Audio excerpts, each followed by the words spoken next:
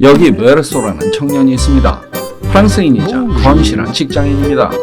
프랑스 식민지하의 알제리의 수도 알제에 있는 무역회사를 다니고 있죠. 평범해 보이는 이 청년에겐 하지만 묘한 구석이 있습니다. 그리고 그 묘한 이질감이 메르소를 이방인으로 만들죠. 언캐니밸리 혹은 불쾌한 골짜기 이론을 아시나요? 로봇이 인간과 흡사해질수록 인간이 느끼는 호감도가 증가하다가 어느 수준에 이르면 갑자기 강한 거부감으로 바뀐다는 것이죠. 그 후 로봇의 외양이 인간과 구별되지 않는 수준에 이르면 다시 호감도가 증가합니다. 한마디로 인간과 어설프게 닮은 로봇의 거부감을 느낀다는 것이죠.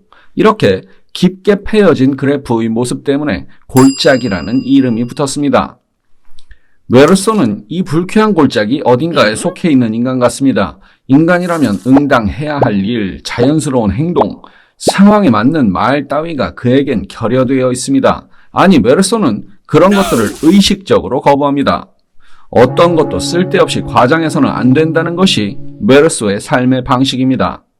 과장하지 않는다는 건 구체적인 현상이나 사건에 특별한 의미를 부여하지 않는다는 것입니다. 메르소는 여자친구를 때때로 보고 싶어하고 안고 싶어합니다. 하지만 이런 자신의 구체적인 감정에 사랑이라는 이름을 붙이진 않습니다. 그래서 자신을 사랑하냐는 여자친구의 질문에 이렇게 답하죠.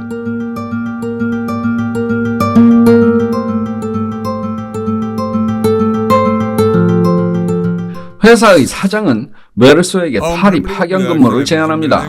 식민지가 아닌 본토 프랑스의 대도시 파리에서 근무할 수 있는 기회를 준 것이죠. 하지만 메르소는 프랑스 파리에서의 삶에 특별한 의미를 부여하지 않습니다. 이곳 알제에서의 삶이나 프랑스 파리에서의 삶이나 똑같다고 대답하죠. 대충 메르소가 어떤 인간인지 아시겠죠? 예를 들어 동창회에 친구 하나가 외제차에 명품 옷을 입고 들어온다면 우린 야, 너 성공했구나 라고 감탄 섞인 반응을 보일 겁니다. 하지만 메르소는 외제차와 명품의 성공이라는 의미를 부여하진 않을 겁니다. 메르소에게 그 친구는 단지 외제차에 명품 옷을 입은 친구일 뿐입니다. 메르소는 결코 나쁜 인간이 아닙니다. 그냥 뭐랄까 내 질문에 동어 반복하는 아이폰의 시리 같다고나 할까? 하지만 그래서 누군가는 메르소를 기분 나빠할 수는 있습니다. 마치 언캐니밸리에 속한 로봇을 볼 때 느끼는 그 기분 나쁨과 같은 기분 말이죠. 결국 메르소의 이런 시리 같은 면모가 극적인 효과를 발하게 됩니다. 바로 재판정에서 말이죠. 재판정에서조차 어떤 것도 쓸데없이 과장해서는 안 된다는 신념을 지키던 메르소는 죽음에 이르게 됩니다. 메르소는 한 폭력 사건에 휘말리게 됩니다. 메르소의 친구인 레몽이 자신의 전 여자친구를 두들겨 팬 사건이 있었는데 그녀의 아랍인 오빠가 복수를 하기 위해 패거리들을 몰고 온 것이었죠. 그 과정에서 메르소가 총으로 그 아랍인을 죽이게 됩니다. 메르소는 체포되어 법정에 서게 되죠. 재판은 어떻게 되었을까요?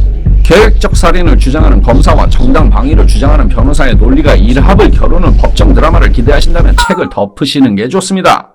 재판은 이상하게 흘러갑니다. 총격 사건 그 자체보다는 메르소의 성향이 재판의 주를 이루게 됩니다. 메르소가 어머니의 장례식에서 눈물을 흘리지 않았다는 사실, 장례식장에서 태연하게 밀크 커피를 마시며 담배를 피웠다는 사실, 장례식 직후 해수욕장에서 수영을 하고 그곳에서 만난 여자친구와 코미디 영화를 보고 사랑을 나눴다는 사실이 재판의 주가 되죠.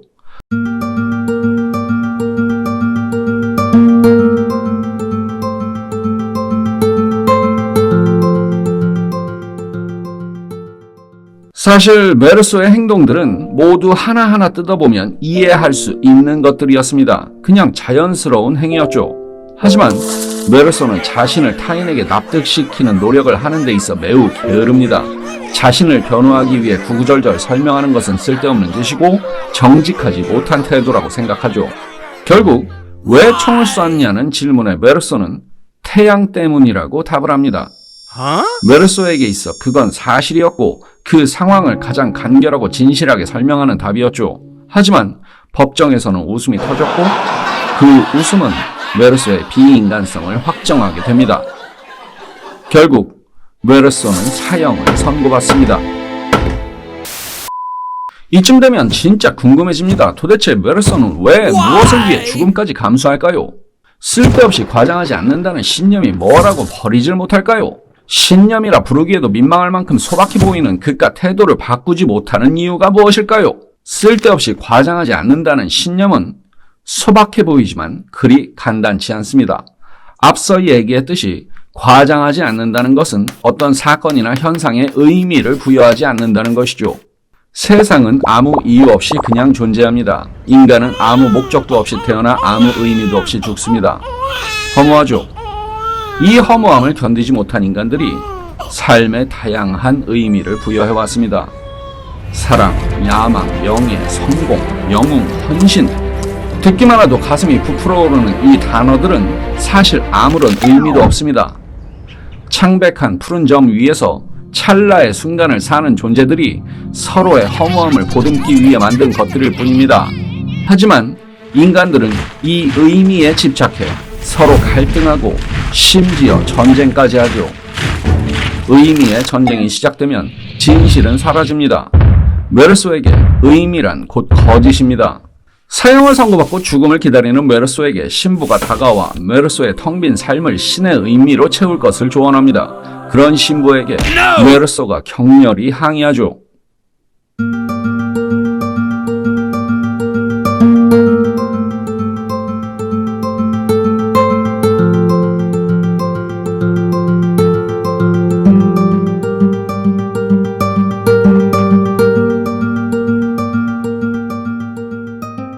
메르소에게 의미란 진실을 가리는 안대입니다. 그런 그에게 신부가 의미 있는 삶을 찾으라고 조언하는 상황은 마치 거짓이 진실에게 그렇게 살지 말라고 하는 것과 같죠. 극중에서 메르소가 분노로 폭발하는 대상이 신부인 것은 어쩌면 당연해 보입니다. 메르소는 왜 이렇게 의미로부터 해방되려 하는 걸까요? 자유롭고 싶기 때문입니다. 다시 언캐니밸리 얘기를 해봅시다. 이 이론에서 호감이나 기분 나쁨을 느끼는 주체는 우리 인간이지 이 로봇들이 아닙니다. 로봇들은 상관이 없죠. 그럼에도 로봇이 이 골짜기를 인정한다면 가야 할 길은 명확합니다. 표정이나 질감 등을 업그레이드해 더욱 인간과 가까워지도록 노력해야겠죠.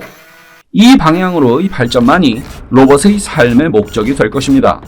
하지만 자신이 서 있는 곳이 기분 나쁜 골짜기라는 인간의 정의를 거부한다면 어떨까요? 골짜기를 인정하지 않는 순간 골짜기는 사라지고 방향을 알 수 없는 드넓은 평원이 펼쳐집니다.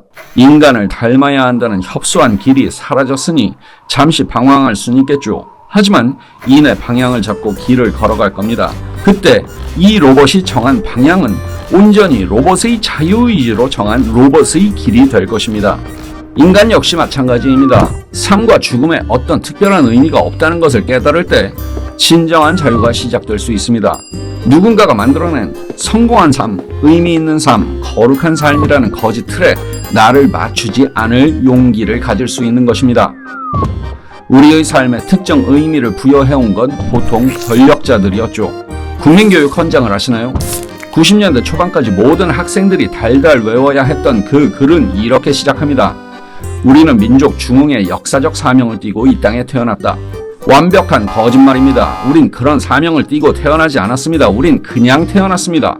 독재자가 멋대로 우리의 삶에 부여했던 의미는 독재의 종말과 함께 사라지고 우리는 다시 의미 없는 삶을 획득하게 되었습니다. 우리는 자유니까요.